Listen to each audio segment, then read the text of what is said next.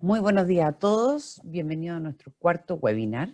Mi nombre es Jimena López, soy la gerente general de la Cámara Chileno-Australiana de Comercio, AUSTIAN, asociación gremial que agrupa más de 120 empresas socias.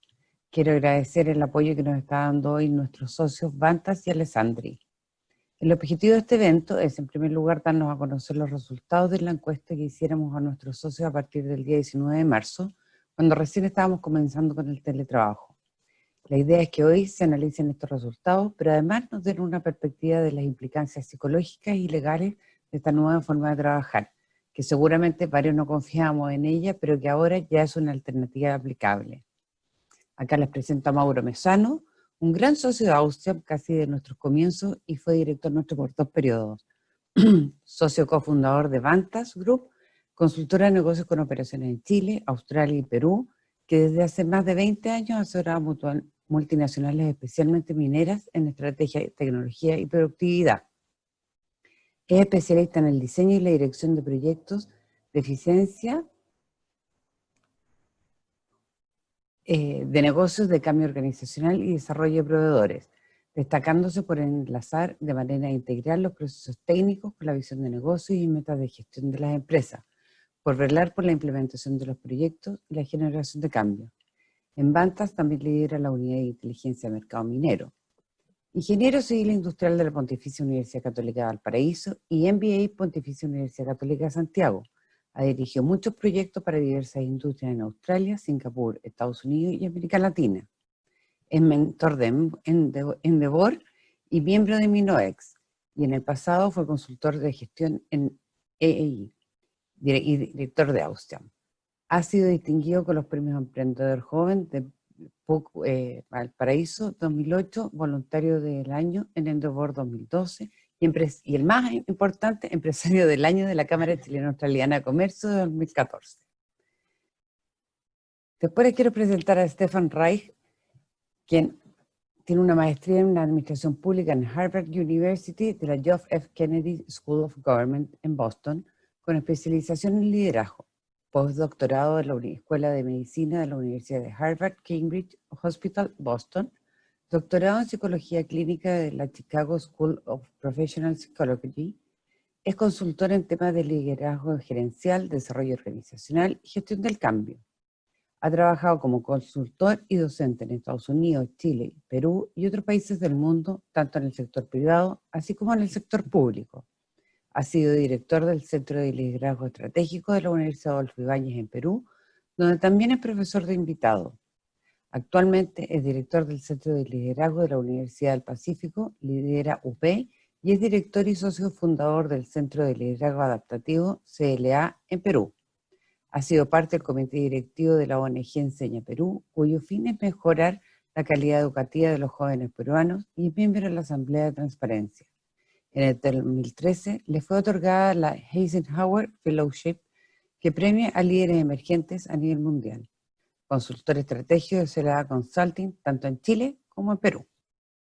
Por último, a nuestra mujer del equipo, Macarena Gatica, abogada de la Universidad Gabriela Mistral, enfoca su práctica en propiedad intelectual como líder del área de protección de datos y ciberseguridad en Alessandria Abogados. Cuenta con más de 20 años de experiencia en diversas áreas del derecho, tanto en Chile como en Estados Unidos, Latinoamérica y España. Comenzó su carrera en el área de los seguros como directora del área legal en Juan Pablo Valdivieso y Asociados. Posteriormente vivió en Estados Unidos, donde trabajó como Director of Compliance and Innova College Online College. En 2013 se incorpora a Integra IP como Associate Legal Advisor, y en el mismo año, al retornar a Chile, asume la dirección del Departamento Legal de Jerry IP, como Head of Enforcement and Litigation. Antes de integrarse a Alessandri, se desempeñó por 6 años como Legal Advisor de Masterbase, asumiendo la gerencia legal para Chile y filiales, oportunidad en la que, debido al negocio en dicha compañía, concentró su gran parte de su práctica en la protección y tratamiento de datos personales y tecnología en Chile y en los mercados que prestan servicios: Argentina, Brasil, Colombia, España, Ecuador, Perú, Estados Unidos, Centroamérica, entre otros países, lo cual la destaca con amplia experiencia en la adecuación a nuevas regulaciones en materia de datos personales. En el año 2019 fue designada como integrante del Comité de Data Privacy en INTA, International Trademark Association, para el periodo 2020-2022 y reconocida por la Asociación Chilena de Seguridad como Mujeres en Ciberseguridad 2019. Y recientemente fue designada para dirigir junto a otro abogado la Mesa de Trabajo de Regulaciones Digitales en AmCham.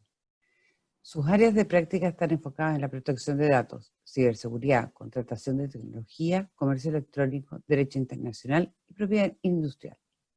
Como podrán ver, 3 grandes expertos en esta materia. En la parte inferior de su pantalla está el chat para que me puedan hacer llegar las preguntas que quieran hacerles a cada uno. Se los pido que me las manden a mí, sale para enviar en forma privada, y yo se las iré haciendo al final de la presentación de cada uno. Esto incluía preguntas y respuestas, no nos debiera demorar más de 1:20. Por lo que ahora los dejo con don Mauro Mesano. Bien, muchas gracias por la presentación. Ahí estamos compartiendo pantalla. Confírmame, Jiménez, si está todo ok. Todo ok. Perfecto, muchas gracias por la invitación a compartir esta encuesta que hicimos con el equipo de AmCham entre el 19 y el 6 de abril. Recordemos que en Chile algunas cuarentenas y un poco la recomendación o la fase 4, digamos, entró el lunes 16 de marzo. Entonces, esta encuesta fue hecha durante la semana 1, 2 y 3, terminamos el 6 de abril. Por ende, lo que les vamos a mostrar es una encuesta que en el fondo representa lo que en ese momento se estaba viviendo, y lógicamente ha pasado ya, estamos en la semana 7, las tengo súper contadas. Así es que han pasado muchas cosas, y la idea de este análisis me gustaría también irles comentando lo que hemos ido viviendo posterior a esa semana y compartir un poco la experiencia. Esta encuesta fue mandada a 405 asociados y respondieron 84 personas de diferentes instituciones ligadas a la Cámara, lo cual representan un 21% del total de los que se les envió. Y para que tengan una idea, la Cámara hoy día tiene aproximadamente 115 empresas asociadas, y más o menos un 70% de ellas responden a la industria minera, ya sea como mineros mismos o como proveedores de la minería.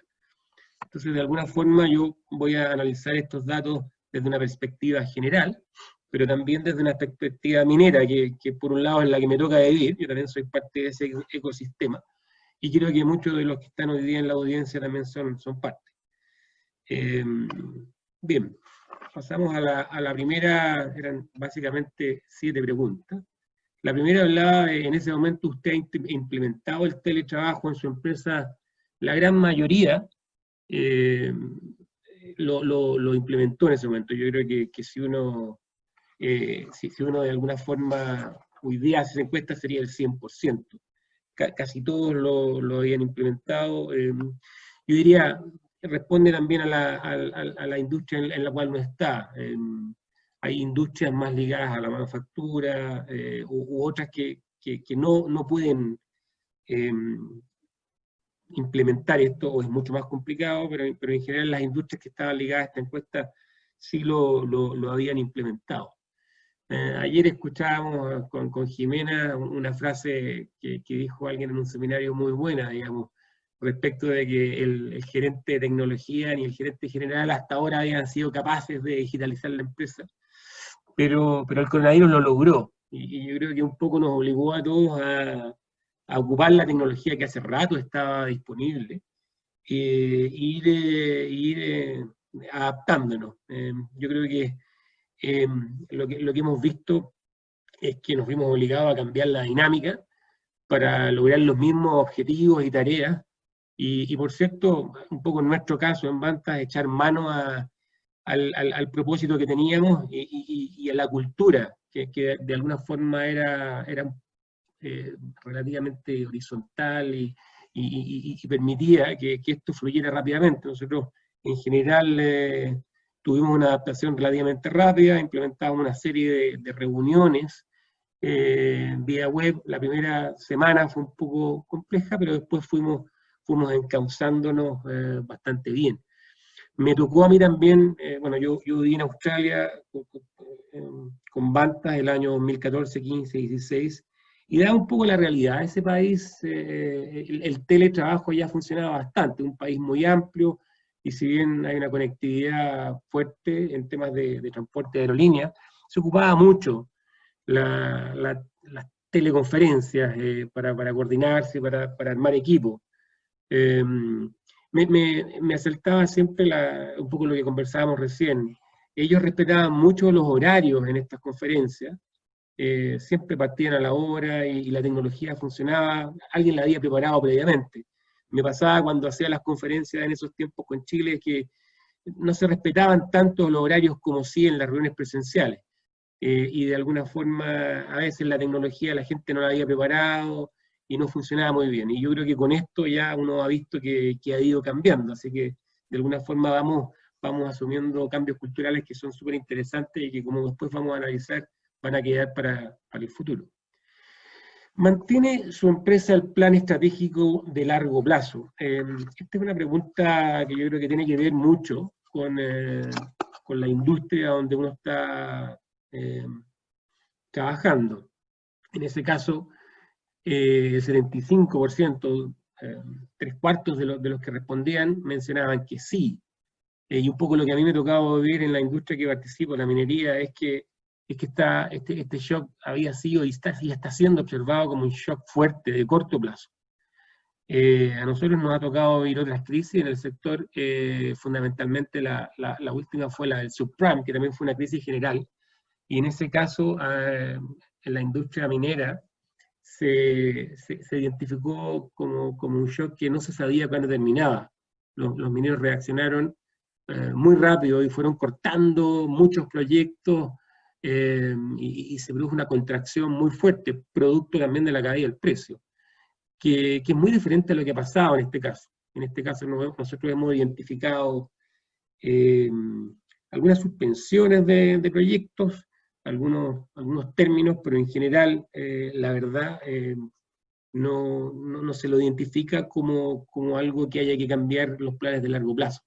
Efectivamente existe una incertidumbre por lo que pueda pasar con China en el mediano plazo, pero por lo que se ve ahora, China está en fuerte plan de recuperación, y como tiene una economía muy, muy dirigida, se ve que lo van a lograr. Otras industrias, obviamente, en el otro extremo, como la aeronáutica, el retail y la industria del turismo, la hotelería, claramente están en el otro lado, y se ve que ellos, por cierto, han tenido que reajustar sus planes y están incluso muchos en una sintonía de supervivencia, digamos. No es así el caso de la minería.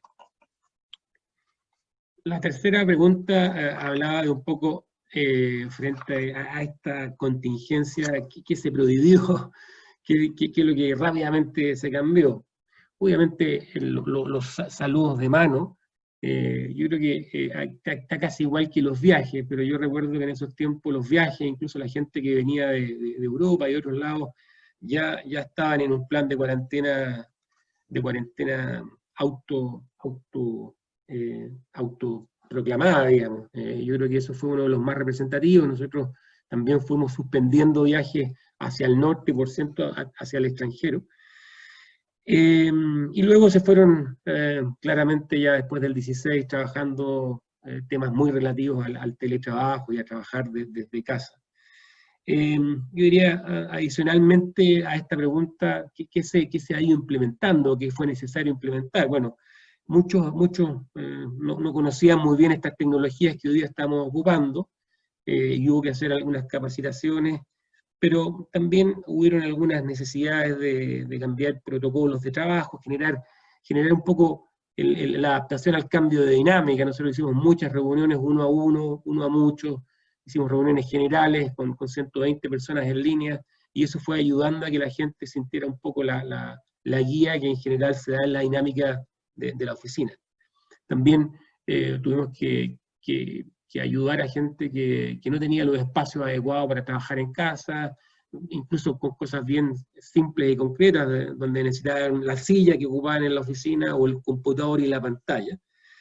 Incluso algunas actividades que promocionábamos en temas de cultura de equipo, las fuimos traspasando al mundo virtual, llámese clases de yoga y cosas como esas, ¿no? Y hoy día tenemos un trabajo bastante fluido dentro del mundo virtual, que yo creo que por lo que he escuchado y un poco por las conversas que tenemos con todos, ha sido bastante similar en muchas empresas. Por cierto que otro tema es que las reuniones virtuales se siguen cada una y uno tiene la sensación de que no para nunca de trabajar.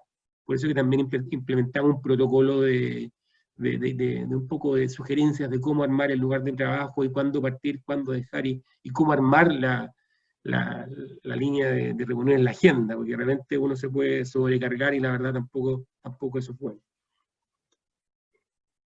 ¿Qué otros? Cuando hablábamos de los otros, bueno, en general el uso de mascarilla, que hoy día que a esta altura, 7 semanas después, está totalmente masificado, incluso han habido algunas polémicas ahí por las redes sociales, el tema del saludo nuevamente, el casino, y bueno, un poco hablando de lo más pequeño, que yo creo que de alguna forma las compañías lo han ido a esta altura ya asumiendo, es un poco la cautela. Efectivamente, las contrataciones se han ido, no sé si congelando, pero trabajando mucho más cautamente. En general, las compañías están preocupadas, por cierto, de la salud de su gente, pero inmediatamente eso de la caja, y un poco de ver cómo esto se va trabajando. Ahora, en el caso nuestro, yo diría, nosotros hemos tenido dentro de los 90 proyectos que tenemos, dos que han terminado por razones bien concretas que tenían que ver con que teníamos gente en faena y las compañías mineras han bajado al 100% todo el personal no crítico, y hay un proyecto suspendido. Pero curiosamente, yo creo que aquí uno empieza a ver cómo este mundo virtual también da oportunidades y sorpresas, y hay una serie de cambios de paradigma.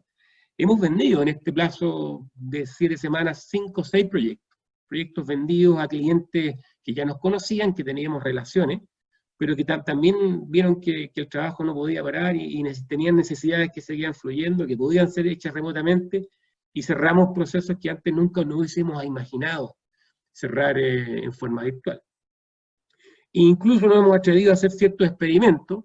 Personalmente yo tenía un paradigma de que relaciones nuevas, que era muy difícil trabajarlas en forma virtual, y hicimos una serie de mails. Yo le mandé un mail a un ejecutivo de una compañía minera que andaba persiguiendo desde noviembre, no me contactaba los mails, le mandé un mail la semana pasada y sorpresa me lo contestó y me dio una reunión para esta semana que tuve ayer. Entonces quizás la primera conclusión fue, de repente hoy día la gente que antes estaba menos disponible está más disponible, por ende ahí hay una interesante sorpresa. Y luego cuando hicimos la reunión, lo contrario a lo que yo me imaginaba, que era generar relación y generar un poco un enganche en este primer conocimiento, creía yo que era muy difícil. Curiosamente se dio, hicimos una buena presentación y tuvimos la sensación con mis socios de que habíamos logrado generar esa química que se logra en una primera reunión, ¿no? Entonces, curiosamente, yo creo que hay un montón de oportunidades que van apareciendo acá y que uno tiene que empezar a hacer experimentos, porque hay muchos paradigmas que se caen. Si usted se encuentra en modalidad de teletrabajo, cree que su rendimiento ha sido menos eficiente, más eficiente, igual en la oficina. Esta pregunta la lanzamos en LinkedIn y fue bastante opinada, y las opiniones todas coincidían en decir, wow, qué bien, ¿eh? El 60% de la gente cree que trabajar de esta forma al menos es igual a lo que sucedía en la oficina. Yo creo que eso ha cambiado, yo creo que esto fue la semana 3, yo creo que ese porcentaje, me atrevo a decir que podría subir a 70, 80%. Ahora, lo que la gente decía en internet es, ¿cómo hacemos para que ese 40% suba?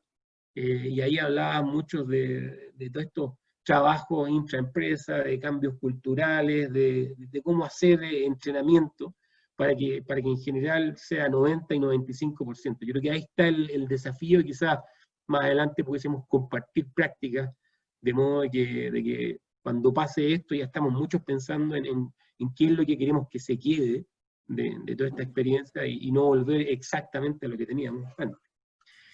A su juicio, ¿cuál será el sector que será más perjudicado? Bueno, ahí tenemos, un poco hemos hablado harto de la minería, pero claramente en letras grandes se ve el comercio, el turismo, el retail, yo diría que son los dos más grandotes, y quizás las pymes también que hemos visto golpeadas en muchos casos también, no solo por esta crisis de coronavirus, sino por la que de alguna forma vivimos hace 6 meses, al menos en Chile, por temas de estallido social. Por otro lado, se habla también de la crisis que viene posterior al coronavirus, que es la crisis económica. Se ve que va a ser una crisis, se escucha que va a ser una crisis muy fuerte y profunda, y quizás ahí la gran interrogante es si el rebote se va a producir rápidamente en V, como dicen los economistas, o más bien en una U. Y ojalá que sea la primera para que no afecte a mucha gente, digamos, y esto puede hacer, no tenga una mortalidad de empresas muy grande.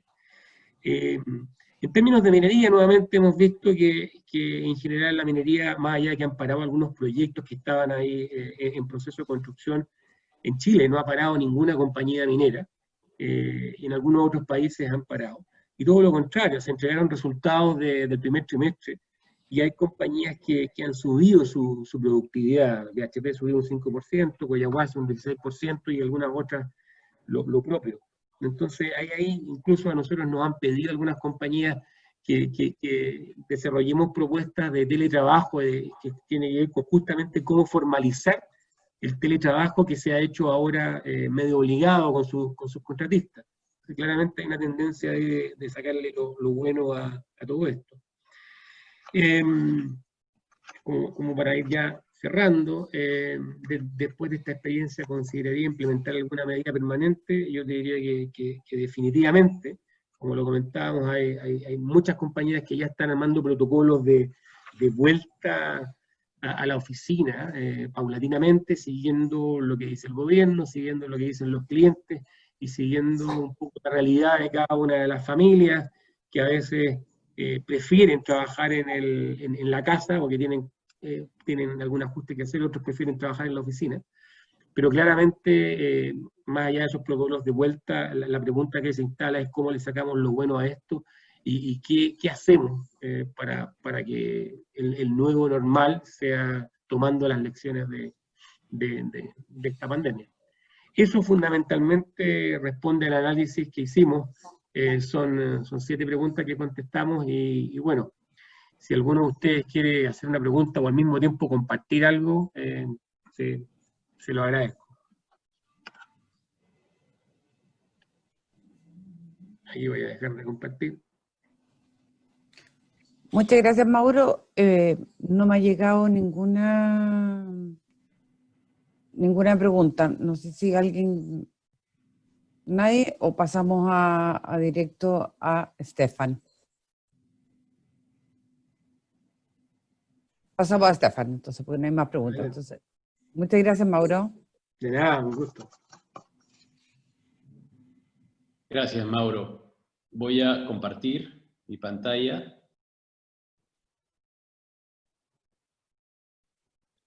¿La ven? Sí, perfecto.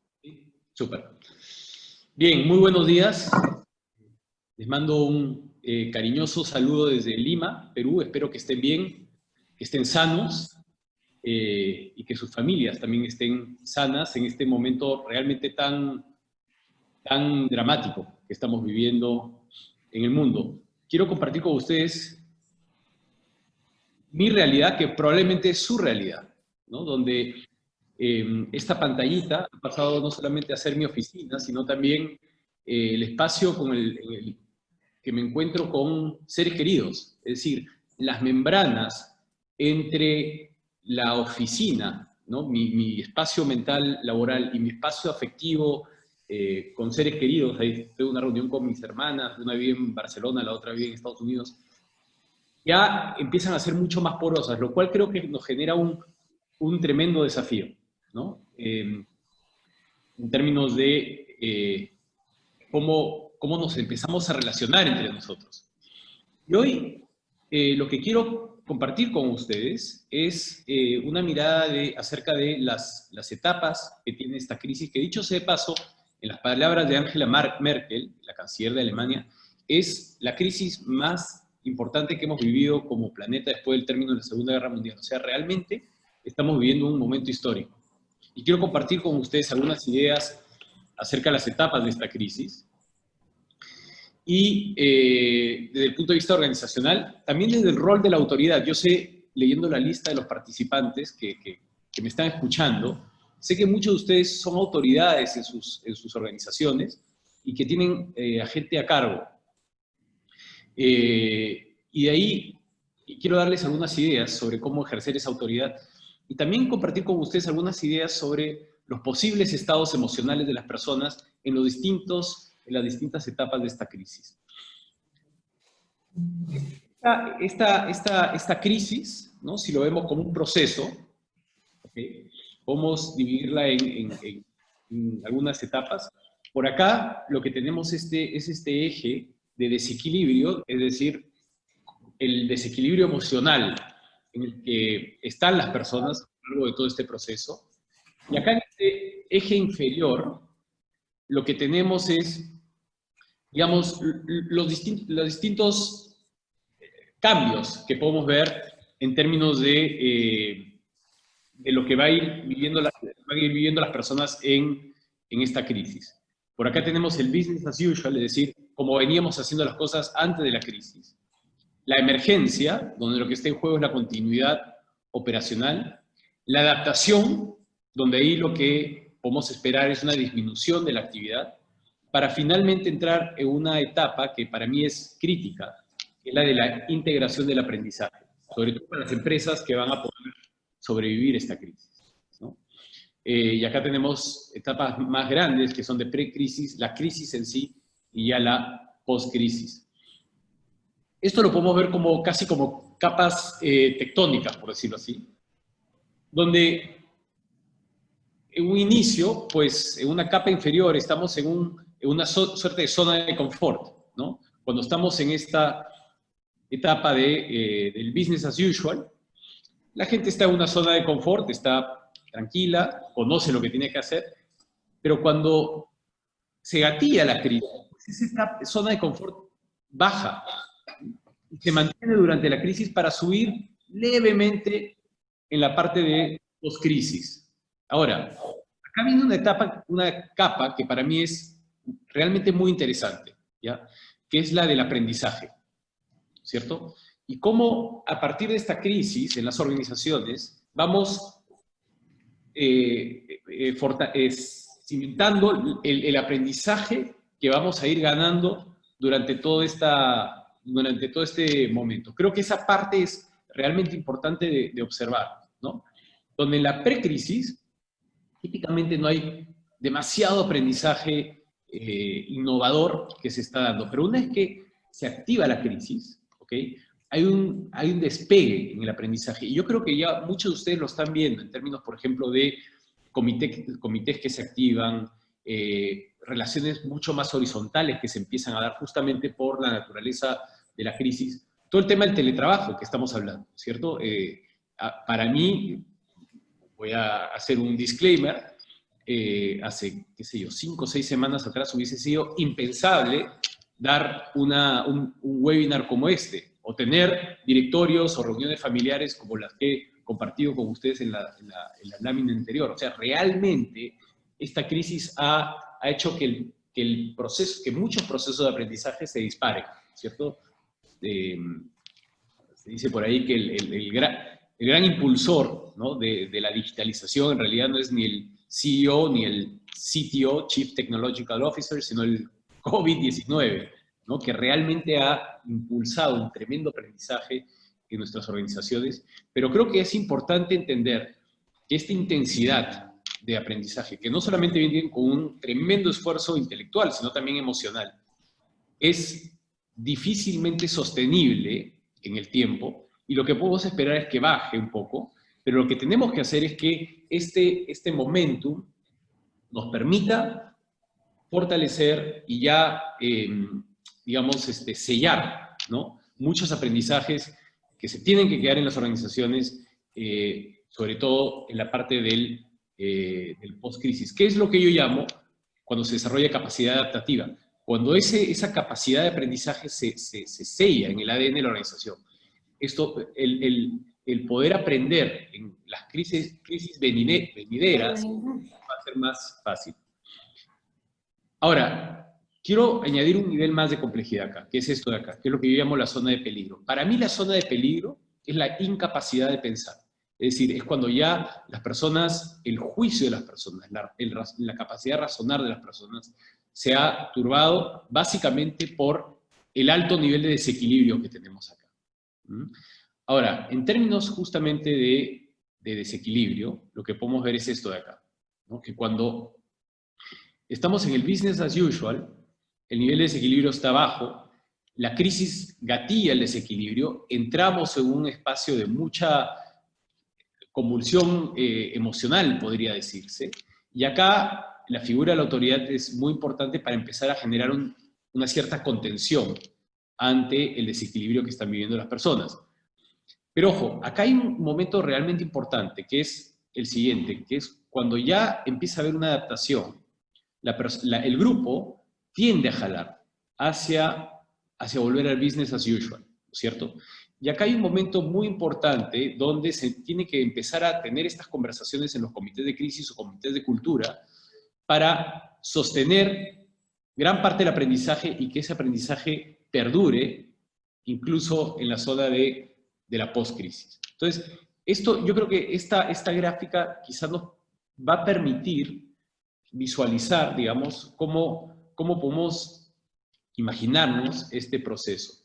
Y ahora quiero hacerle un doble clic a esto para comentar con un poco más digamos, de precisión, ¿no?, qué esperar en términos de los roles de la autoridad y qué esperar de la gente en términos de emocional. Si tuviéramos que meter una especie de termómetro emocional en las personas, en las cientos o miles de personas que trabajan en las empresas que ustedes representan. En esa primera etapa, en la de la continuidad operacional, pues lo que vemos es la disminución de los ingresos, los quiebres en las cadenas de abastecimientos y el ausentismo presencial de colaboradores que impactan la operación y el funcionamiento normal del negocio. Dicho sea de paso, en Perú hay muchas empresas que todavía están acá, ¿cierto? Realmente están en un nivel de gran preocupación en términos de la continuidad operacional. Muchas de ellas. Otras ya han salido de esa etapa, pero muchas de ellas todavía están acá. Ahora, ¿qué esperar del rol de la autoridad? El rol de la autoridad en un momento como este es fundamental. Tiene que dar visibilidad y presencia. Tiene que dar visibilidad y presencia, comunicar muchísimo y poner foco en las tareas urgentes. Es decir, hay tantas preocupaciones que la autoridad tiene que empezar a priorizar y definir muy bien los propósitos del comité de gerentes y de un comité de crisis durante esa etapa. ¿Qué se puede esperar en términos de la gente? Muchísima incertidumbre, gran desconcierto y muchísimo miedo, ¿cierto? Un miedo casi existencial, es decir, yo estoy en una situación de gran angustia y todas estas emociones que estoy señalando pues son totalmente esperables y el rol de la autoridad es clave para justamente contener eso. Pero una vez que pasa eso, esta etapa, y entramos en esta siguiente etapa, que es la de la disminución de la actividad, lo que podemos esperar en términos de la organización es la persistente disminución en la demanda que impacta la liquidez y la sostenibilidad del negocio, ¿no?, disminuyendo de manera significativa la carga laboral de una parte de los colaboradores, pero incrementando de manera tremendamente importante la de otros. Yo estoy seguro que las personas de IT, de tecnología, en sus organizaciones son las personas más desbordadas y más buscadas el día de hoy. Entonces, esa ponderación, digamos, de trabajo empieza a cambiar. En términos de la autoridad, ¿cierto? ¿Qué debemos hacer como autoridades? Lo primero es empezar ya en esta etapa, empezar a empoderar a personas, sobre todo a colaboradores claves. Muchas de las empresas de ustedes seguramente se han movido hacia una cultura de mayor agilidad con tribus o células, y empezar a empoderar a estas personas que tienen un gran nivel de autoridad informal en las organizaciones va a ser muy importante. En términos de decisiones difíciles, también pues viene un momento de decisiones tremendamente difíciles, no solamente de prescindir de comités innecesarios, sino también probablemente de algunos colaboradores. O sea, yo creo que es un momento realmente muy duro para muchísimas autoridades. Creo que también va a ser muy importante estar como autoridades atentos en las dinámicas y en los cambios de las dinámicas de los equipos. Mauro hablaba justamente sobre las dinámicas y el impacto en la cultura. Y creo que va a ser un momento como autoridades de poner mucho foco a eso, ¿no? Cómo empiezan a cambiar los niveles de autoridad informal dentro de los mismos comités. Personas que antes tenían mucha autoridad informal, de pronto empiezan a perder un poco esa autoridad informal, y personas que tenían muy poca autoridad informal empiezan a ganar muchísima autoridad informal. Creo que también es el momento donde las autoridades tienen que empezar a entender este proceso de adaptación a las nuevas realidades del trabajo por casa. Por ejemplo, todo el tema del trabajo. Acá ya se empieza a sellar nuevamente esta idea del teletrabajo como parte del nuevo normal. Que dicho sea de paso, yo creo que está acá para quedarse. Creo que es importante, como autoridades, también ser muy conscientes del estado emocional de las personas y hacer estos check-ins, ¿no? Esta suerte de preguntas, es decir, cómo estamos viviendo todo esto. Yo creo que el tema, por lo menos en el Perú, yo me imagino, bueno, Chile quizá un poco menos, pero el tema de la explosión de los casos va a hacer que el hecho que conozcamos a gente que ya está infectada ya empiece a rondar de manera cada vez más cercana en nuestras vidas y con nuestros seres queridos. Y eso nos va a tomar emocionalmente. Yo creo que empezar las reuniones de comités ejecutivos o comités de crisis haciendo un pequeño check-in, es decir, cómo estamos, y escuchar un poco esa intensidad emocional con la que vienen las personas y permitir que esas emociones salgan, yo creo que puede ser una gran práctica como autoridades que generamos contención en un momento difícil en las organizaciones. Los cabildos abiertos, ¿no? Lo que los americanos llaman los town halls, creo que también van a ser importantes, sobre todo por esto de la visibilidad constante de la autoridad. Anclarse en el propósito, ¿no? Recordarnos constantemente para qué existimos como organización, por qué estamos acá. Creo que también va a generar un espíritu de cuerpo en un momento como este. Rescatar y comunicar los quick wins, es decir, las pequeñas grandes ganancias que empieza a tener el negocio durante este periodo, e ir asentando las prácticas exitosas en la organización, ¿cierto? Por ahí el teletrabajo puede ser una de esas prácticas que ya se empiezan a asentar como exitosas, es decir, oye, antes teníamos un paradigma de que esto no iba a funcionar, pero poco a poco nos damos cuenta que sí hay cosas que funcionan del teletrabajo. Ahora, en términos de personas, ¿no? ¿Qué podemos esperar? Yo creo que podemos empezar a esperar un cierto cansancio, un posible desánimo. Esto es casi como haber empezado todos a correr una maratón. Y yo creo que ya podemos empezar a esperar un cierto cansancio por parte de las personas. Creo que también la posibilidad de adaptarnos a trabajar con menos recursos y certezas, ¿no es cierto? Yo creo que somos una sociedad que tiende a buscar mucho las certezas, pero creo que estamos en un momento en la humanidad donde cada vez tenemos menos certezas. Creo que vamos a empezar a ver resiliencia y garra en algunos colaboradores, ¿no? Creo que estas crisis empiezan a sacar muchas veces lo mejor de las personas.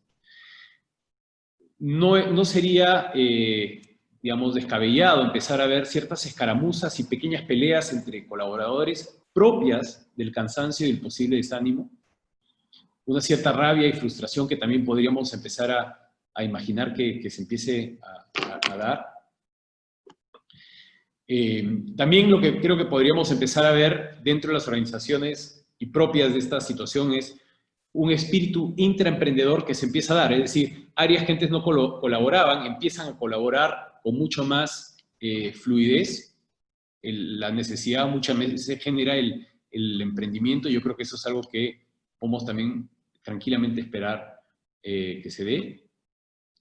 Aceleramiento de capacidades en nuevos aprendizajes, como por ejemplo la digitalización, que creo que lo estamos viendo todos.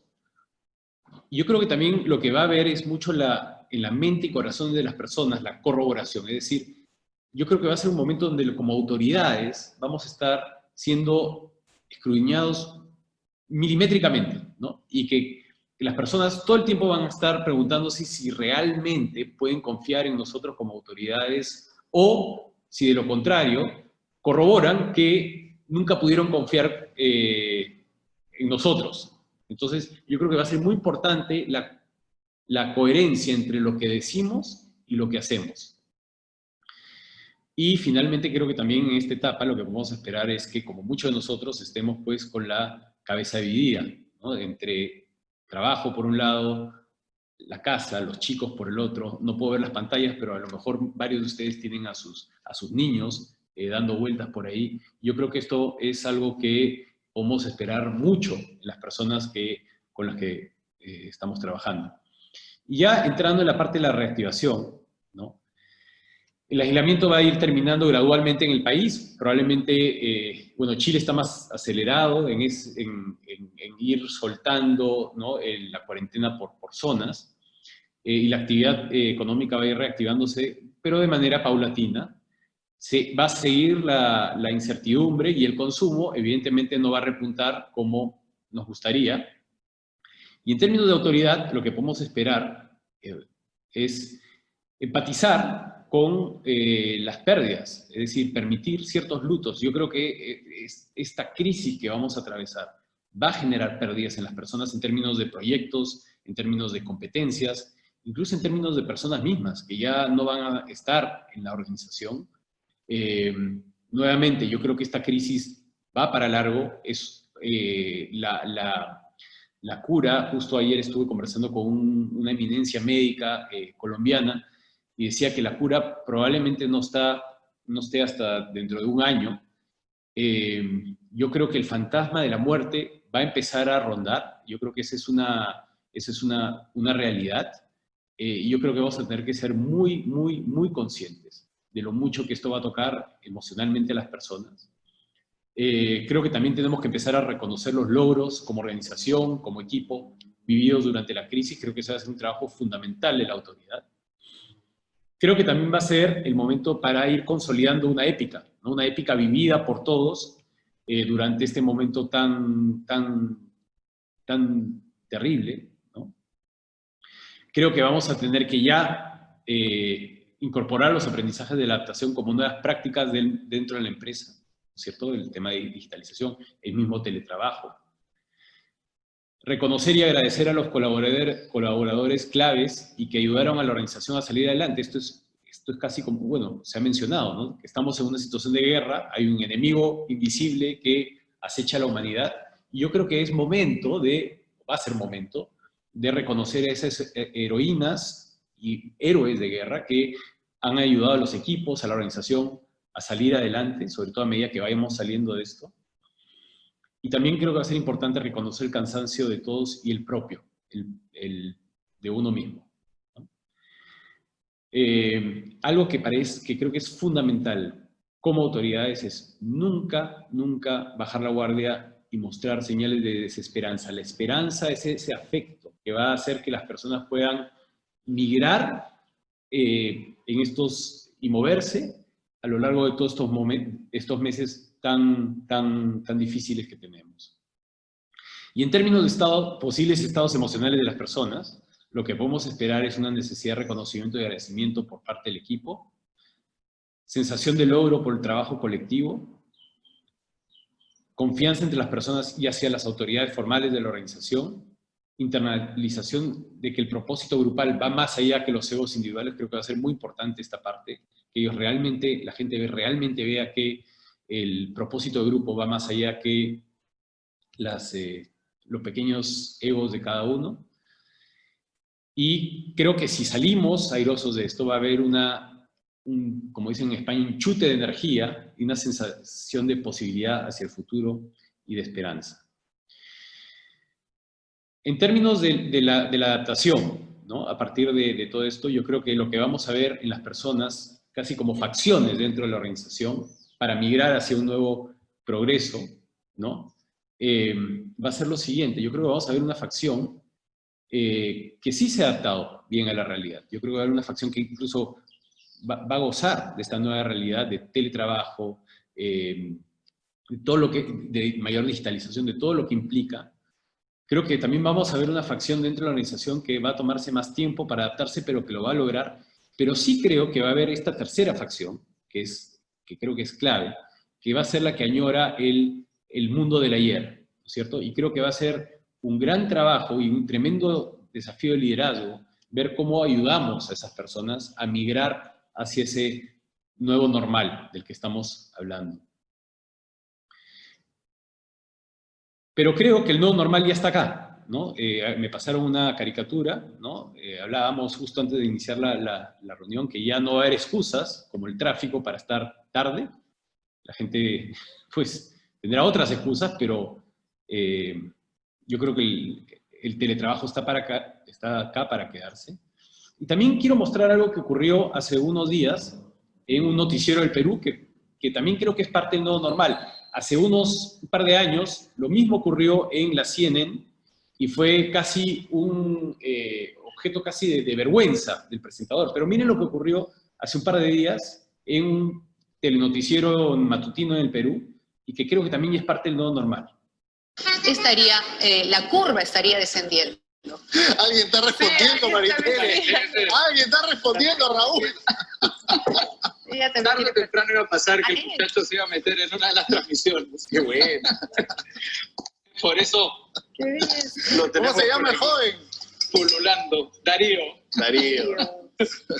Bueno, son 3 semanas que tenemos de cuarentena, por eso ellos, digamos, están en absoluta libertad aquí en la casa. Serán 3 semanas más, como tú bien has dicho, porque el presidente del gobierno español, Pedro Sánchez, ha ampliado la cuarentena.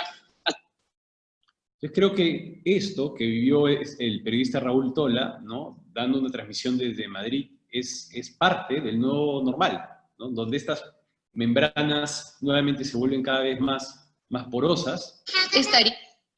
Y finalmente, con lo que quiero dejarlos es que lo que sí sabemos es que ni la organización ni los negocios van a ser los mismos. Y creo que quiero dejarlos con algunas preguntas para pensar. En términos de negocio, pues ¿cuáles van a ser los negocios que vamos a dejar ir? En términos de línea de negocio, de productos, etcétera. En términos de oportunidades, ¿cuáles son las que se nos abren? Pero pensando en la organización y en la cultura organizacional, creo que también se nos abren preguntas muy potentes para ir pensándolas desde ya. ¿Cuáles son los nuevos valores que debemos empezar a incorporar y que fuimos adquiriendo durante la crisis? Por ejemplo, valores como la solidaridad y el espíritu emprendedor, que a lo mejor estamos ya viendo en las organizaciones como valores que sí debemos incorporar como parte del ADN de nuestra organización. ¿Qué valores pre-coronavirus debemos dejar ir? A lo mejor la hipercompetitividad excesiva entre las personas es algo que pre-coronavirus no funcionaba, pero que de ahora en adelante tenemos que empezar a cambiar. ¿Cuáles son los supuestos de los cuales podemos trabajar ahora? Por ejemplo, lo que estamos haciendo ahora, ¿no? La posibilidad de aprender de manera virtual, incluso en nuestras mismas vidas, lo que estamos viendo con la educación de los chicos, ¿no? Que nunca nos imaginamos que hubiese sido posible tener escuelas de manera virtual. Yo tengo a mi hija acá, que está estudiando acá, está haciendo el colegio, y quizá lo mismo se aplique a las organizaciones, ¿no? La posibilidad de ser productivos y trabajar desde casa. ¿Qué prácticas que hemos ido incorporando nos sirven? ¿Qué prácticas debemos dejar ir? Mauro mostraba la estadística, por ejemplo, de el saludo, ¿no? Con las manos. A lo mejor esa es una práctica que vamos a tener que dejar ir por muchísimo tiempo.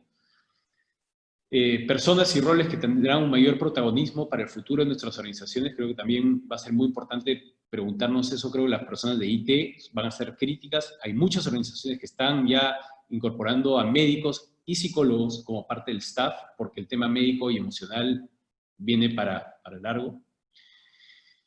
Y ahí los quiero dejar. Con eso quiero concluir. Muchas gracias. Y bueno, creo que lo abrimos a preguntas, ¿verdad? Muchas gracias, Stefan. Efectivamente, sí tenemos preguntas para ti. Okay. Sí hay preguntas. A ver, Mónica Aris, de Kingsgate, te pregunta, si bien el teletrabajo ha ayudado en esta crisis, hay un punto importante de esta movilidad laboral y es cómo las organizaciones y colaboradores pueden manejar y adaptar el teletrabajo de manera que el colaborador no tenga un círculo vicioso de teletrabajo-hogar, en cuanto a cumplir con ambos y no agobiarse o sobreexigirse. Yo creo que es una tremenda pregunta. Yo creo que es una tremenda pregunta y donde ya vamos a empezar a tener protocolos culturales, donde vamos a empezar a poner normas, ¿no es cierto? Es decir, de 9 a 5 puedo estar conectado, ¿no? Y van a ser normas de la empresa hacia los trabajadores, pero creo que también se nos abre un tremendo frente al interior de nuestras casas, donde con nuestras parejas, sobre todo los que somos casados o convivimos con alguien, vamos a tener que empezar a tener esas conversaciones en torno a en qué momento tú estás teletrabajando y en qué momento yo estoy teletrabajando. Entonces creo que son tremendas conversaciones que como sociedades se nos empiezan a abrir. Entonces, no creo tener la respuesta exacta en este momento, pero sí creo que es algo que pronto va a empezar a venir. Y se nos genera una complejidad incluso mayor, que es que el teletrabajo nos permite estar conectados todo el tiempo en un mundo globalizado y de tiempos y zonas distintas. Sé que muchos de ustedes trabajan con Australia, que está en una zona totalmente distinta. Entonces, creo que esos códigos, ¿no? y esa, digamos, cordialidad también con gente que está en otras zonas, van a ser tremendas conversaciones que se van a ir abriendo en el mundo empresarial. Efectivamente, los que trabajamos con Australia nos pasa mucho lo de los horarios. Totalmente. Otra pregunta es, ¿cómo dar esperanza en un tiempo de incertidumbre? Dándola. Yo creo que realmente si hay algo que no podemos perder como seres humanos es la esperanza. Yo creo que la esperanza es esa inyección de vida que nos mueve. Creo que autoridades, líderes que no transmiten esa sensación de esperanza va a ser realmente dramático. Porque creo que la mente humana, así como puede ser capaz de imaginarse lo mejor, también puede ser capaz de imaginarse lo peor. Creo que como autoridades, como líderes, tenemos que empujar y mostrar que el mundo, si bien está pasando por un momento de quiebre inimaginable, sin precedentes, ¿ya? Que vamos a salir airosos de esto, que va a ser duro, pero que vamos a salir airosos de esto. Eso lo han hecho los grandes líderes en momentos de guerra. Churchill fue uno de ellos, Franklin Roosevelt fue uno de ellos que justamente durante la guerra o durante los momentos de la Gran Depresión dijo, lo único que a lo que tenemos que tenerle miedo es al miedo mismo. Entonces yo creo que esos mensajes de esperanza, de ánimo, son mensajes que no podemos perder. Muchas gracias, Stefan. Esas son las preguntas que han llegado por ahora. Te damos las gracias. Sí que a lo mejor te tienes que desconectar un poco antes, pero si siguen saliendo más preguntas las puedes responder por el mismo chat. Maca, te damos la entrada a ti ahora. Aquí está Macarena Gatica de Alessandri Abogados. Gracias, Jimena. Gracias por la invitación de participar. Muy interesante lo que ha señalado Mauro y Estefan. Yo creo que son tiempos difíciles, son tiempos donde en algunos que ya nos ha tocado vivir situaciones de resiliencia. Podemos imaginarnos lo peor, lo que decía Estefan, pero también hay que mirarlo con un tema de esperanza, de que las cosas pueden estar mal, pero incluso podrían ser peor. Y bueno, pero a mí me toca hablar más del tema legal relacionado al teletrabajo.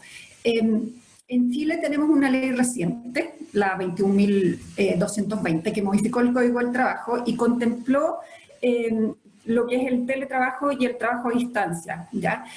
Hoy día lo que estamos haciendo hoy día en este momento es teletrabajo, ¿ya? Porque estamos prestando un servicio a través de medios de comunicación y de tecnológico. El trabajo a distancia es distinto, no implica la tecnología, pero sí se presta fuera de las instalaciones de la empresa, ¿ya? Nos vamos a quedar con el teletrabajo. Esto es una ley que se esperaba hace bastante tiempo, venía en discusión en el Congreso en Chile. Yo creo que a partir de octubre, de todo el estallido social, también ha hecho que la transición en Chile haya sido quizás un poquito más rápida, porque muchas empresas, dada la necesidad de continuar sus operaciones, ya comenzaron una transición al teletrabajo.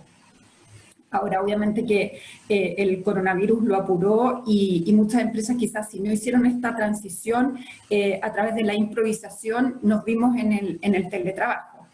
¿En qué oportunidad podemos pactar el teletrabajo? Puede ser al inicio de una relación laboral o bien cuando ya la relación laboral digamos, ya se ha iniciado durante el ejercicio de la misma. ¿Cuál es la gran diferencia? ¿Qué es lo que ocurre? Que cuando pactamos teletrabajo durante la relación laboral, cualquiera de las partes, es decir, el empleador o el trabajador en forma unilateral, puede solicitar, ni siquiera solicitar, puede requerir volver al trabajo presencial con un preaviso de 30 días.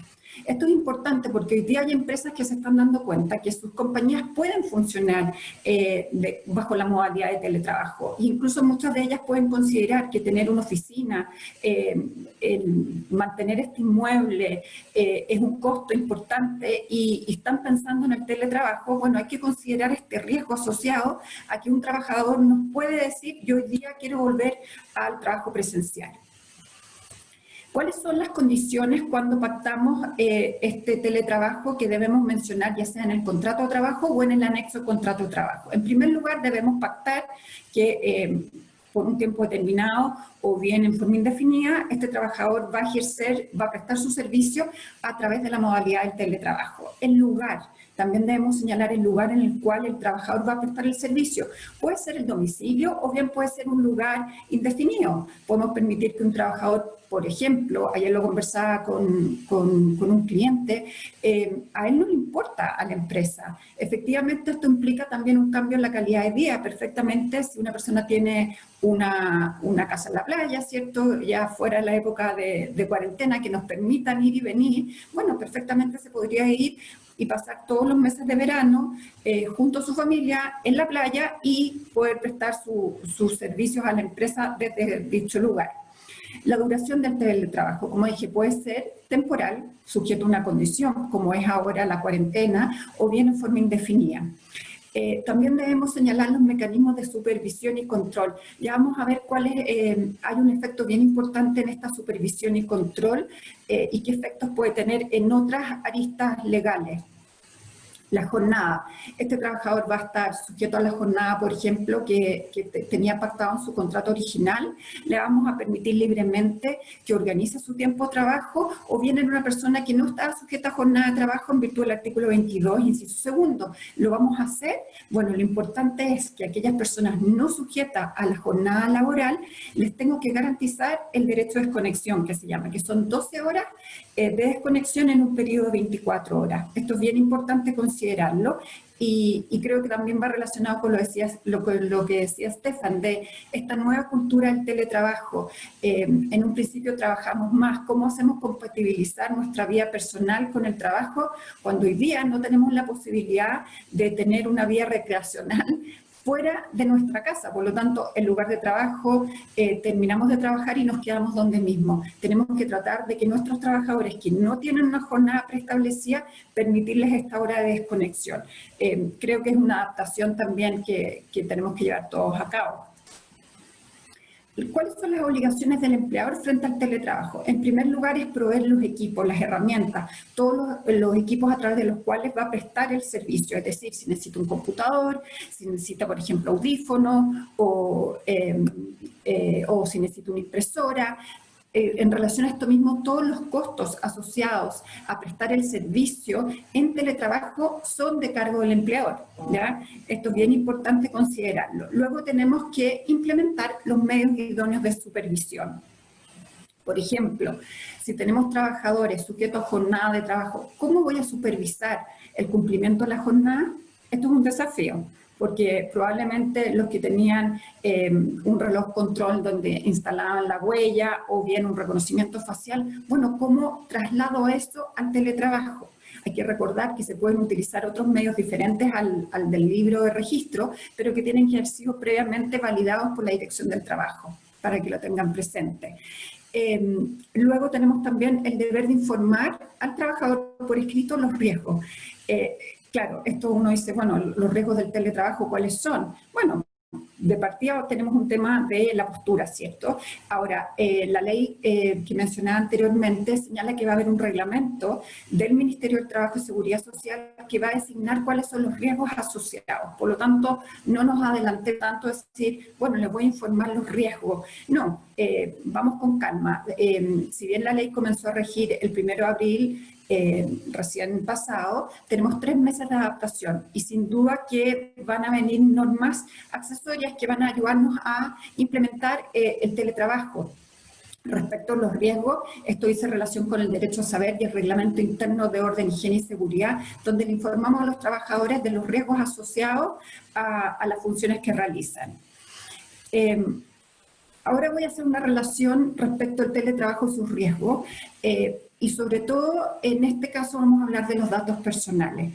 Los datos personales, en Perú, Estefan nos puede comentar que tiene una ley bastante más avanzada que la de nosotros en temas de protección de datos.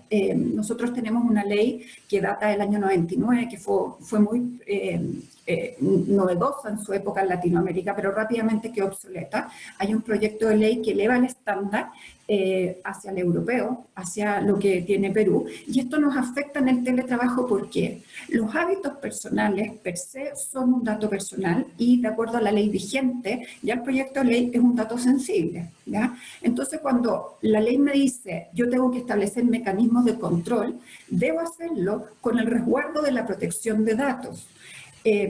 Por ejemplo, cabe cuestionarse hasta dónde yo puedo monitorear el trabajo de mis trabajadores.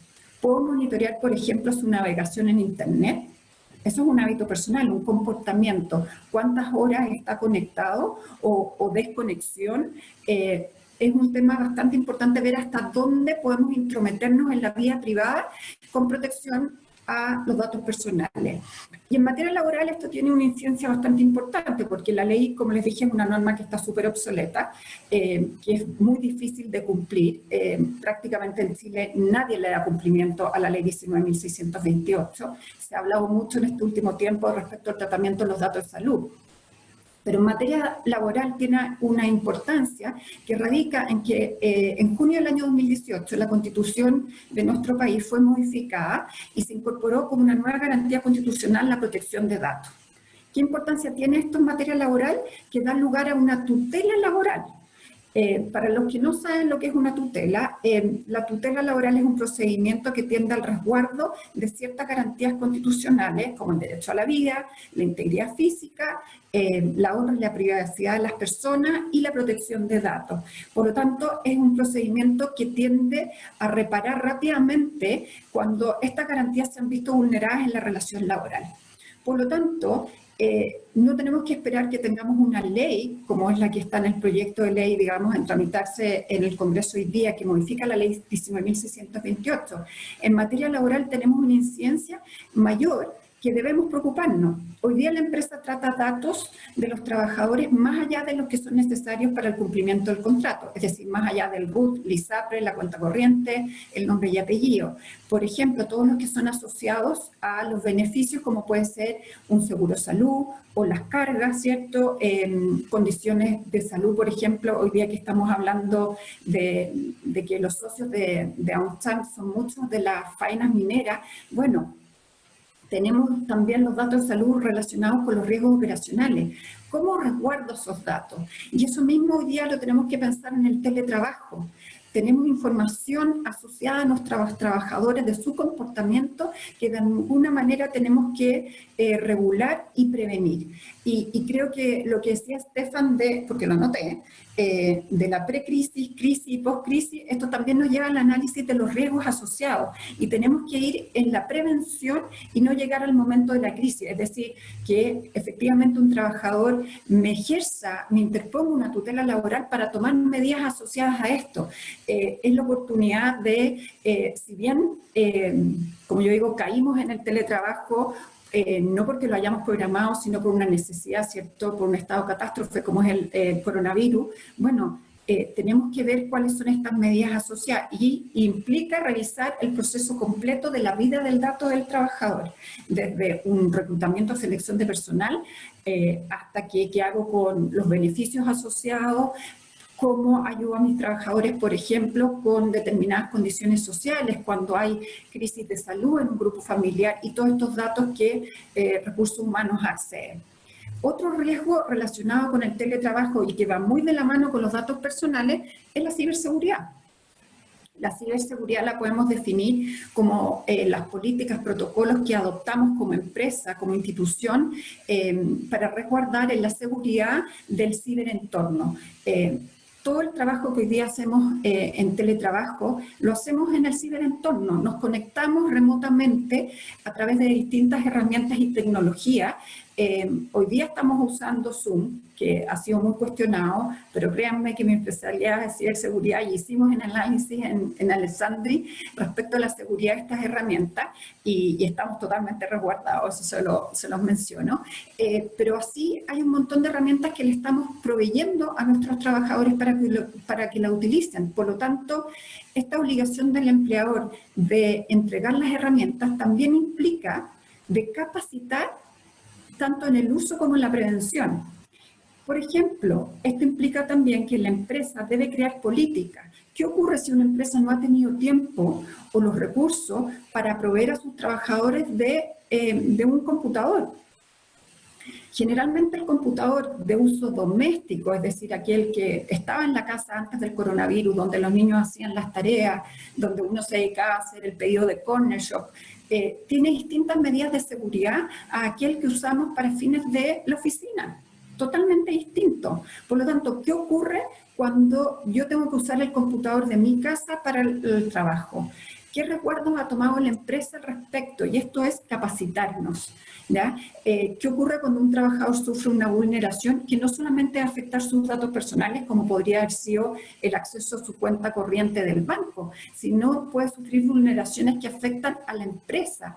Y esto no solamente respecto a los datos personales de los trabajadores, sino también de aquellos activos, de aquella data que es un activo para la empresa, que puede ser considerado un secreto empresarial, ¿cierto? Como pueden ser derechos de propiedad intelectual o industrial, bases de clientes, bases de proveedores. Es decir, tenemos una cantidad de data que trabajamos y que hoy día en el teletrabajo los tenemos 100% en el ciberentorno. Si antes no estaba, hoy día lo tenemos 100%. Nos conectamos a los servidores, nos conectamos a nuestro PC, por ejemplo, que teníamos en las oficinas a través de estas herramientas.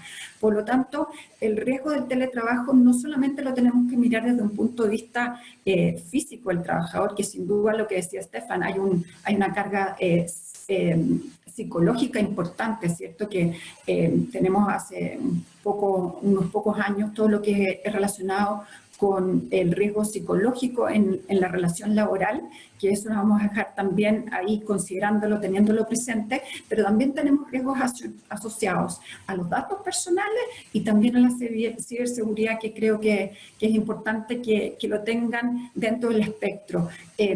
Cuando hablaba Stefan de la continuidad de las operaciones, esto también dice relación con ello.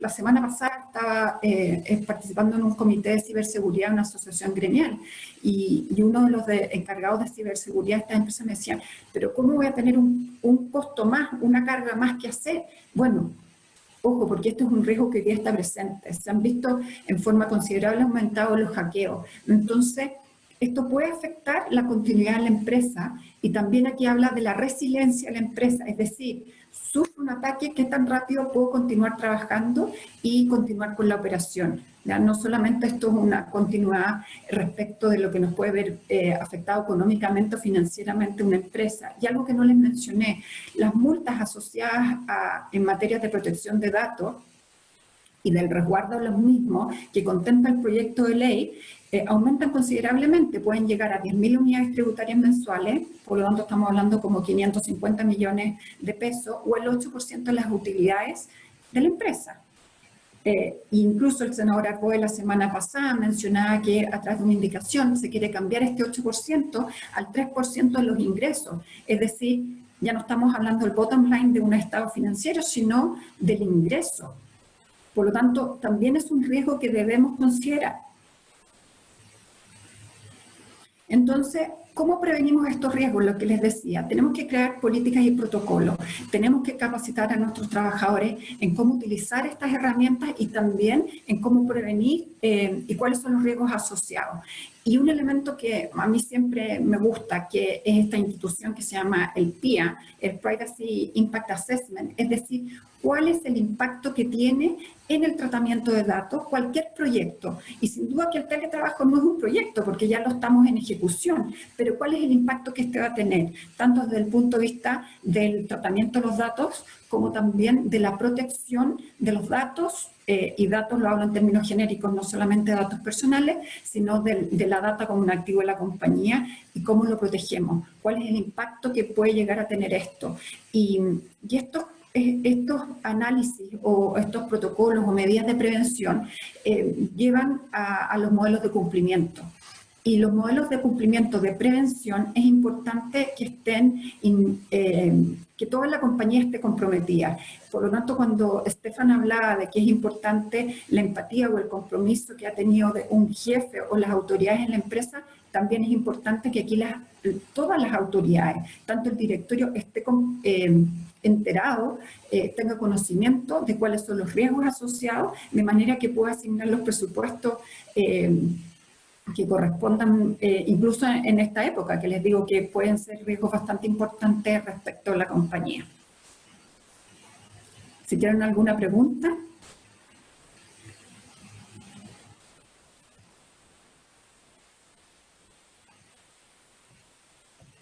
Muchas gracias, Maca. Súper clarito. Creo que hay harta cosa que tenemos que tener ahí en claro. No veo ninguna pregunta en el chat. No sé si alguien está haciendo alguna. Esperemos un poco. Sí, aquí hay una.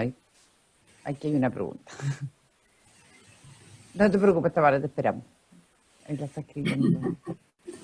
La esperamos, no hay problema.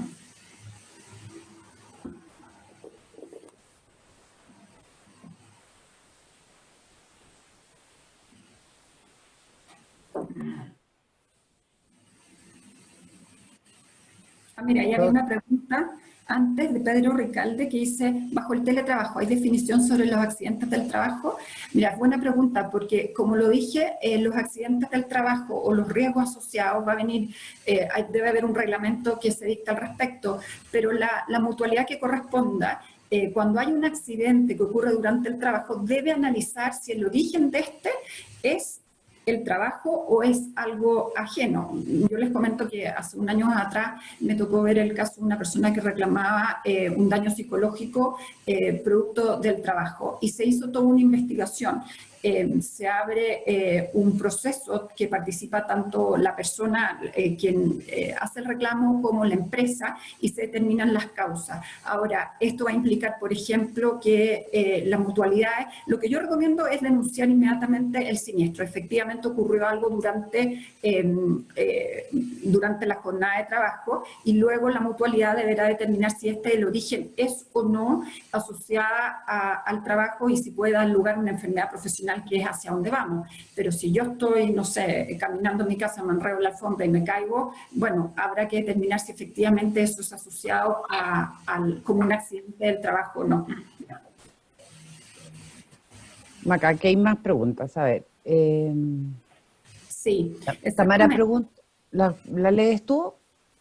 A ver, dice Tamara, dice, escuché de otro abogado que decía que no era necesario hacer anexo de teletrabajo por el estado de excepción en el que nos encontramos. Sería a partir después del estado de excepción que finaliza en junio. Nosotros en nuestra empresa hicimos un protocolo y un acuso de recepción del teletrabajo. La ley señala que debe establecerse el teletrabajo. Si yo no estoy en una zona cuarentena, en mi oficina tampoco, si bien estamos en un estado de excepción, de catástrofe, debe establecerse el teletrabajo. Lo que sí hay cierta flexibilidad. Yo no le voy a pedir, por ejemplo, a una persona que está en una zona cuarentena que me vaya a firmar físicamente el anexo de teletrabajo. Puede ser una firma electrónica simple, pero yo recomiendo que sí se haga el anexo de teletrabajo. Recordemos que en materia laboral las instituciones que involucradas, que es la Dirección del Trabajo y los tribunales, son muy pro trabajadores. Por lo tanto, yo prefiero ser sobreasegurado, cumplir con lo que manda la ley y establecer la duración del teletrabajo. Nosotros en Alessandra recomendamos a todos nuestros clientes hacer anexos de teletrabajo. Establecer, por ejemplo, si yo entrego un computador, el deber de cuidado de ese computador. ¿Cómo voy a constatar de que le entregué ciertos materiales? Tengo que hacer un acta de entrega de que le entregué ese computador y que está bajo su responsabilidad, que sin duda los costos asociados a las fallas será el empleador. Pero ¿qué ocurre si ese trabajador permitió que sus niños jugaran con ese computador y se infectó? Yo debo establecer en algún documento cuál es el uso que le debe dar y el cuidado. Sí pueden haber políticas que yo informe por el canal que determine la empresa, las políticas asociadas, y se entenderán que forman parte de lo que regula nuestra relación laboral. Pero en el teletrabajo es mandatorio. Dice, a partir del 1 de abril es mandatorio regirse por el teletrabajo con las normas que se incorporaron al Código de Trabajo y señala que tengo que ver cómo voy a cumplir con la jornada, o si no tienen jornada, el derecho de desconexión, etc. Yo recomiendo que sí, que efectivamente se haga un anexo. Hay otra pregunta que señala respecto al reglamento. Efectivamente, la ley 21.220 señala que los riesgos asociados al teletrabajo los va a determinar el Ministerio del Trabajo y Seguridad Social a través de un reglamento, ¿ya? Y eso sí dice relación con el derecho a saber. Efectivamente, en el reglamento interno uno menciona, claro, por ejemplo, el ejemplo burdo que uno siempre pone, si tengo un trabajador en altura, los riesgos asociados a aquello. Ya van a venir los riesgos asociados. Sin duda, creo que Mauro también lo mencionaba, que entregó hasta la silla. Algunos trabajadores dijeron, mire, yo no tengo una silla adecuada en mi casa para el teletrabajo, ¿puedo ir a la oficina a buscar mi silla? La pueden ir a buscar. Yo creo que los riesgos van a ir por ahí, es decir, los riesgos asociados a la postura, ¿cierto? Porque en la oficina tenemos una buena silla o un buen escritorio y esto implica una adaptabilidad. Mucha gente no tiene un escritorio propiamente tal en su oficina. Yo en este momento estoy en el comedor de mi casa y probablemente la silla no es la misma postura ergonómica, creo que se dice, para el trabajo. Y también van a venir riesgos asociados psicológicos, no propiamente al estado de la pandemia, ¿cierto?, sino también al exceso de labor. Tengamos cuidado con el hostigamiento y lo que puede dar lugar a una tutela, de que efectivamente este monitoreo, este control de las personas en el cumplimiento del servicio para el cual han sido contratados, ¿cómo lo ejerzo? tenemos que ser sumamente cuidadosos, porque hoy día estamos en una situación donde todos estamos tratando de hacerlo lo mejor posible, de cuidar nuestros puestos de trabajo. Sin embargo, sabemos que la crisis económica va a ser fuerte, que van a haber despidos, y ahí vienen también consecuencias donde hay personas que hacen uso de estos derechos que le otorga la ley o abuso, y que pueden llevar asociadas a demandas de irregularidades que hicimos durante el teletrabajo. Y yo digo irregularidades que no van en forma dolosa del empleador, sino por desconocimiento, ¿ya? Y esto también aplica para temas de ciberseguridad y datos personales. Generalmente el incumplimiento normativo va asociado al desconocimiento. Por lo tanto, tratemos de tomar los resguardos asociados y también apoyar a nuestros trabajadores en los temas psicológicos. A ver si hay más preguntas. Sí, hay una de Karen.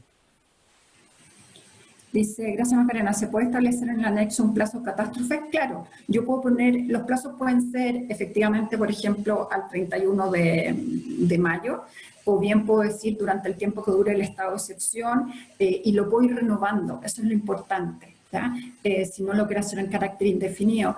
En Alessandri tenemos un cliente que efectivamente ahora se va a trasladar 100% a teletrabajo en forma indefinida.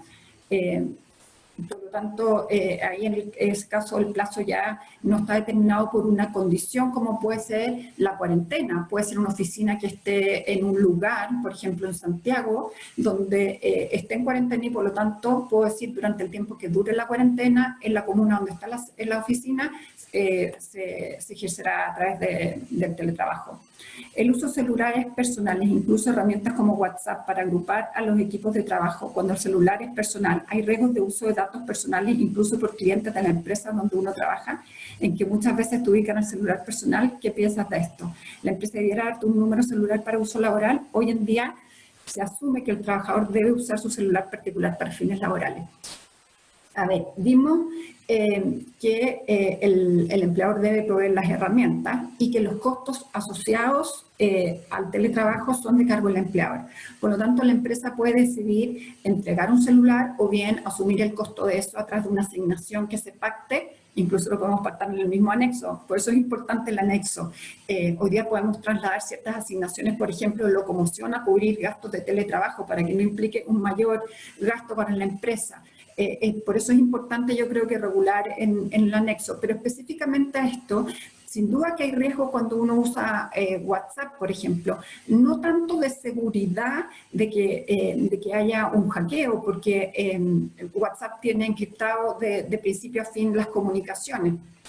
Por lo tanto, en ese sentido es seguro. Pero ¿qué pasa, por ejemplo, de un vendedor que maneja toda su base de datos, que no es suya, sino de la empresa? Todas las comunicaciones las maneja a través de WhatsApp. La trazabilidad de esa información se rompe, porque la empresa, pensemos que ese trabajador deja prestar servicios para la empresa. ¿Cómo yo logro tener la trazabilidad de esa información? Claramente lo pierdo. Además, hay unos derechos que se contemplan en la protección de datos, que es el derecho a que se cancele mi dato, que no me llamen más. ¿Cómo voy a poder yo ejercer efectivamente esa trazabilidad, eliminar esos datos para que ninguno de mis vendedores lo vuelva a contactar si manejan la base de datos desde el punto de vista de WhatsApp? Ahora, hay que tener cuidado porque hoy día los WhatsApp son pruebas en materia laboral y en el caso de hostigamiento llegan con pruebas que se han hecho de instrucciones que se han hecho a través de WhatsApp. Volvamos también, relacionémonos con el derecho de desconexión. ¿Qué ocurre si yo empiezo a WhatsAppear a un grupo de trabajo o empiezo a dar instrucciones fuera del horario de trabajo? Esto implica capacitar, fíjense de nuevo que es bien importante, esto es un aprendizaje, capacitar también a los jefes, a los gerentes, de cuáles son las medidas y cómo debemos ejercer la supervisión de nuestros trabajadores, lo que mencioné antes. Hay riesgos asociados, hablamos del hostigamiento, el derecho de desconexión, cosas que tenemos que tener presentes. Pero se pueden hacer de las dos formas.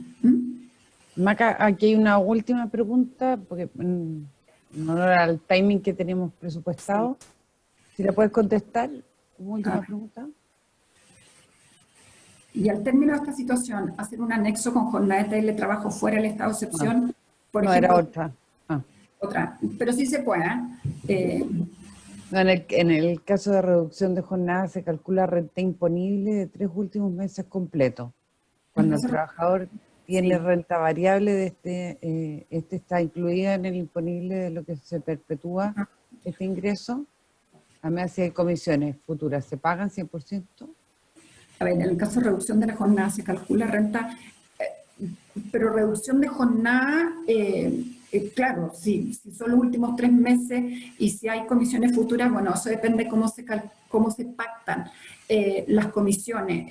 Por regla general, para determinar la renta en la cual yo, por ejemplo, calculo un finiquito o efectivamente para sacar el promedio considero los últimos 3 meses. Respecto a comisiones futuras, hay que ver cuándo se produce la condición que genera esa comisión. Por ejemplo, si está asociada a una venta que ocurre durante... esto es un tema que ha sido muy tratado respecto a los vendedores de AFP y ISAPRE, que se decía que se les negaban las comisiones futuras sin perjuicio que la venta había ocurrido durante el tiempo que el trabajador sí ejerció su trabajo.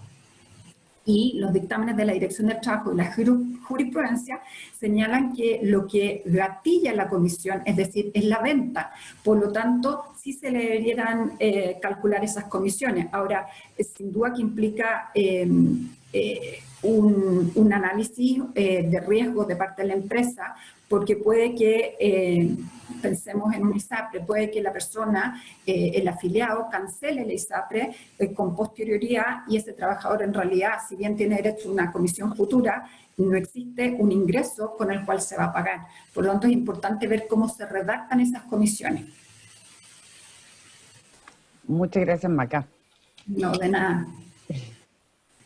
Bueno, con esto les queremos agradecer su participación y por último los invitamos a contestar una encuesta que le hará llegar Camila vía mail, en donde al final de esta podrán encontrar el link de cada una de las 3 presentaciones y los dejamos invitados a seguir participando en nuestros siguientes webinars que estamos realizando una vez a la semana sobre distintos temas de interés. Muchas gracias a todos. Chao, muchas gracias.